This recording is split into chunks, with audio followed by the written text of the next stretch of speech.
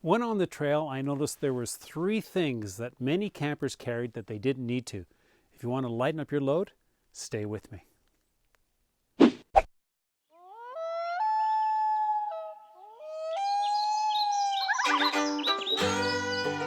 There are 3 things on the trail that drive me crazy. I haven't used them for years, and some of them I've only dabbled with.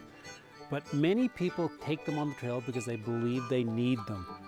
I did say need, not want. Heaven forbid, if you want to bring it, bring it. Just beware there is a weight penalty. They get the information from outdoor stores, from friends, from watching videos. But these are the 3 things you do not need. Number 1, you do not need camp shoes. It's an extra piece of weight. It's something you have to carry. It's often hard to pack. You have to dangle them outside your pack or find some place inside.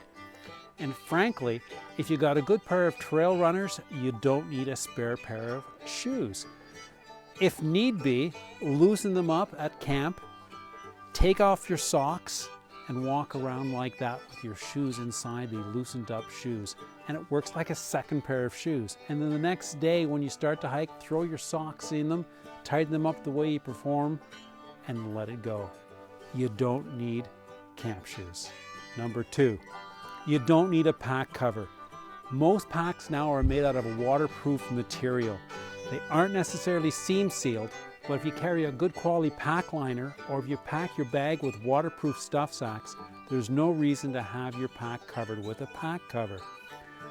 Traditionally, when packs are made out of cotton or cordura, the water could absorb on your pack and make your pack much heavier and eventually seep in and get to your good, important stuff. Today, you don't need it. Get a good quality pack, load your stuff up with a pack liner and or waterproof stuff sacks, so you don't need a pack cover. Number 3, you don't need a ground sheet or a footprint. Almost all tents now are really durable on the underside. You can put them on rocks, dirt, sticks, and it won't penetrate through. In fact, they're waterproof as well. You don't have to put water getting through them. I've had tents that are over 10 years old and there's not a problem with the bottom. I just hiked the Appalachian Trail and the Great Divide Trail with the same tent. It's made of a DCF bottom. You think that'd be fragile? It was not. Tough as nails, and I never used a footprint. Works good. There's another shortcoming with carrying a footprint and or ground sheet. You put them underneath your tent, and then the water comes down your tent, settles between your bathtub of your tent and the ground sheet, and you get a layer of water that gets trapped in there. That's not something you want at all. So trust the tent you bought and don't carry a ground sheet and or footprint. There's no need for that.